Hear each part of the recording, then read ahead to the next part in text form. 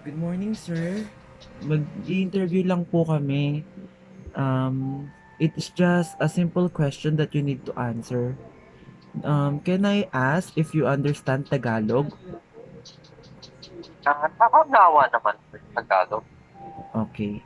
You can answer in both Chinese and in your English or anything you like, ha? Just feel free to answer the question.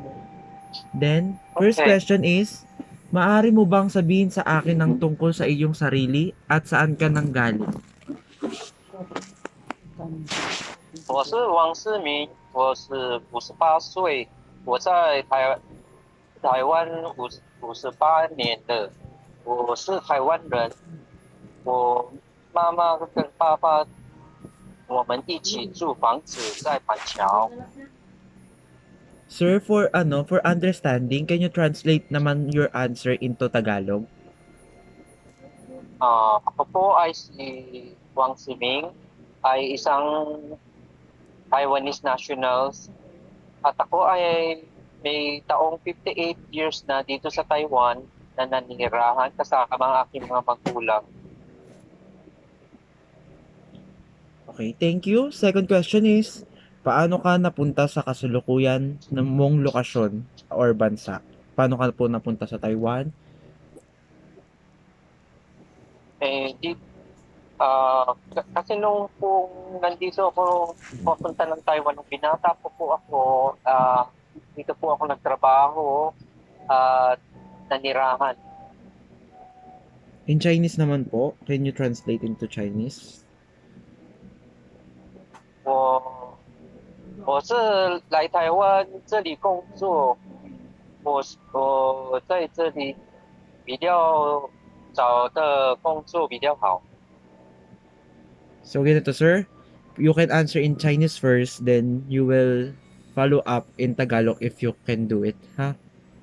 OK，Then, ano ang in-enjoy mo sa pagtira dito kumpara sa bansang pinanggalingan mo? Just compare it between Taiwan or Philippines.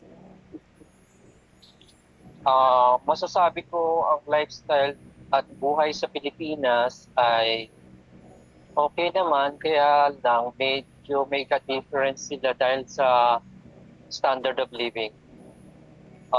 Di katulad sa Taiwan, dito kahit matanda ka na, maraming trabaho makukuha ka basta masipag ka lang. In Chinese naman po, can you translate into Chinese?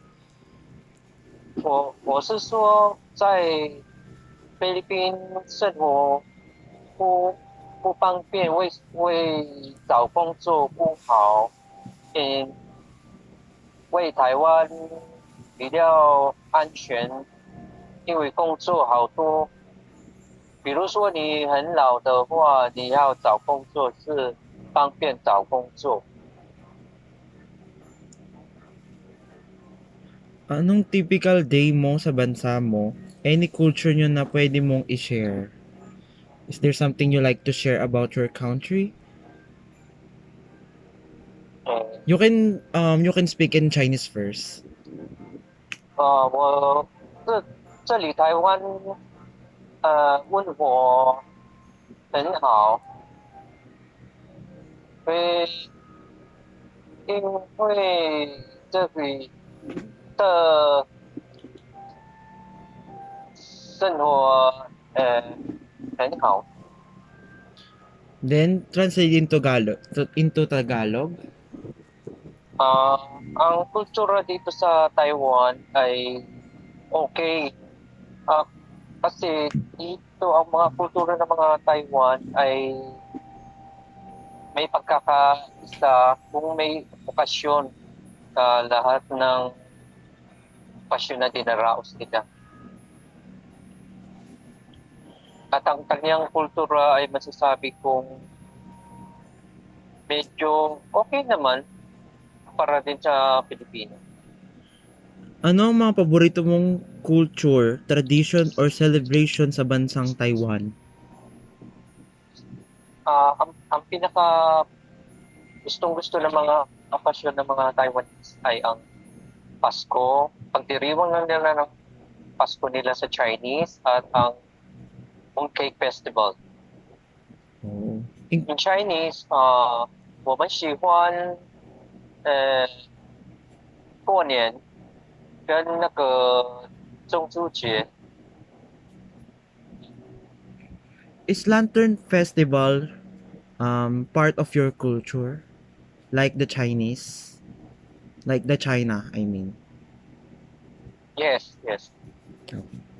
Oo Na, naman kasi ang differentiate naman ng lantern season ng Taiwan ay sineselebrate din nila ito para sa sinasabi nilang message for the for their ambition, for their success, and for their family, and for their health.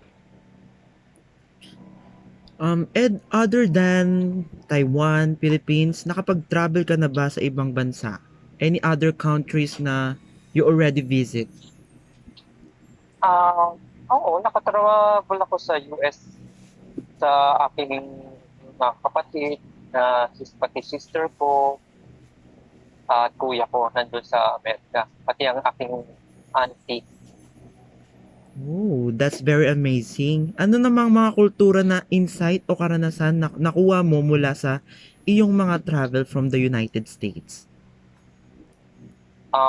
Masasabi ko lang ang karanasan na ano ko sa Amerika ay medyo may kalayuan ng mga trabaho, pagbibili ka ng mga pagkain, malayo, pati pagpasyalan ng mga lugar, malalayo. Kung ikukumpara mo naman sa Taiwan, mas mabilis ang mga travel ng mga pupuntahan mo kasi may accesses na mga train, bus, convenient.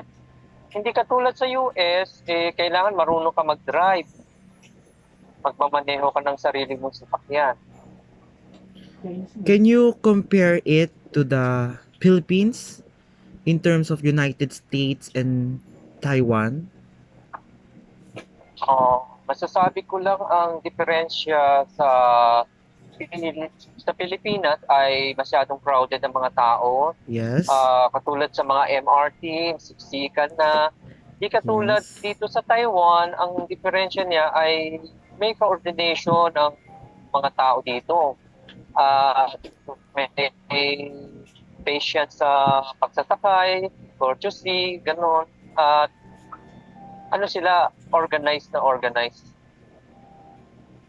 Unlike here in the Philippines, there are increased many crimes. Charis. Another Yes, question. yes. Meron ka bang mga paboritong pagkain o pagkain mula sa iyong kultura na irekomenda mo sa manunood nitong video? Ah, ma ang diferensya kasi sa mga pagkain ng Pilipino at Chinese, sa mga Pilipino kasi mahilig sila sa mga maaasim, maalat, at matatamis. Di tulad dito sa Taiwan, kontrolado ang mga pagkaing tamis, pagkaing maalat, at hindi sila mahilig kumain ng mga maaasim na sobra. Di katulad ng mga sinigang ng mga Pilipino, dito naman ang asim nila ay parang normal lang, hindi masyadong maasim talaga. Can you translate into Chinese so people will understand that you are both can speak Tagalog, English, and Taiwanese? 我觉得在台湾吃东西不会那么甜，不会那么咸，然后他们的口味不一样，就是吃东西是不会酸酸的。台湾的习惯是辣辣的东西。Differentiate from this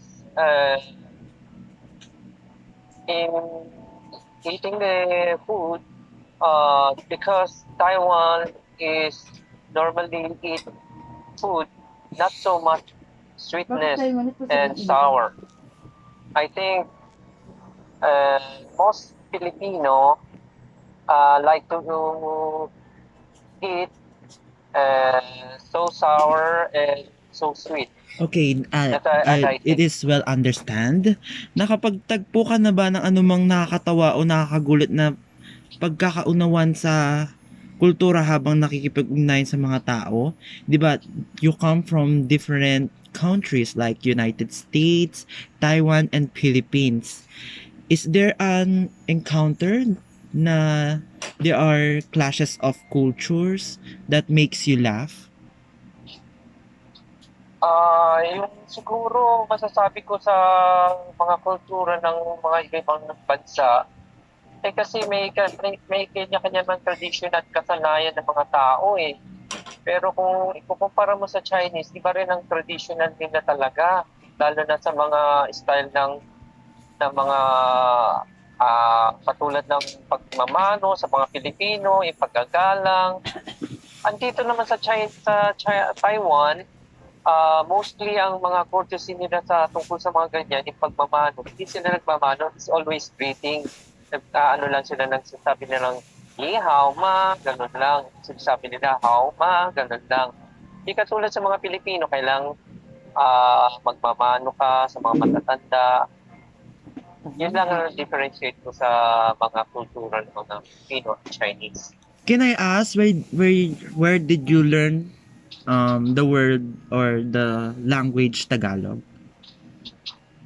Because I've been so many years in going to Philippines several times. I traveled because I was married. My wife is also a Filipina, so I always visited here when I was on vacation. Every year I go to the Philippines to visit her and my kid. So I learned to speak Tagalog, and I know her culture and tradition, and meet her parents. And so I go to his province, her province, so beautiful and quiet places, like other than Taiwan. Uh, it's also very nice here, but in the living standards are different. Okay, thank you for cooperating to my interview. Do you have any advice to other Filipinos, Taiwanese, and Americans in Chinese or English, anything language that you want to use? Any advice that you like to give them? An advice: most Filipino are hospitality and kind, and the mostly is they are gorgeous food and self-centered.